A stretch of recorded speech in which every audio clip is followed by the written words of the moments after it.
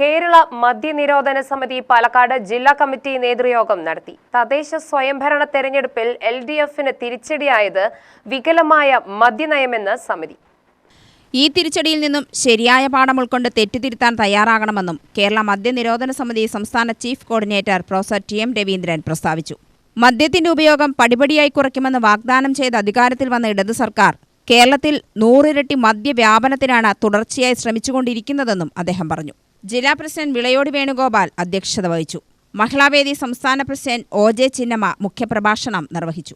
എലപ്പുള്ളിയിലെ brewery സ്ഥാപിക്കാനുള്ള നീക്കം പൂർണ്ണമായും പിൻവലിക്കും വരെ സമരപരിപാടികൾ തുടരാൻ തീരുമാനിച്ചു. പുതിയ ബ്രാൻഡിക്ക് പേരിടൽ മത്സരം നടത്തുന്നത് മദ്യത്തിന്റെ അതിവ്യാപനത്തിലുള്ള ആസൂത്രിത നീക്കമാണെന്നും ഇത് സർക്കാർ പിൻവലിക്കണമെന്നും യോഗം ആവശ്യപ്പെട്ടു.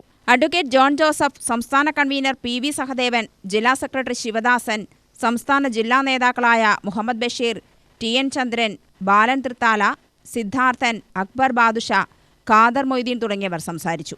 UTV news, Palakkad.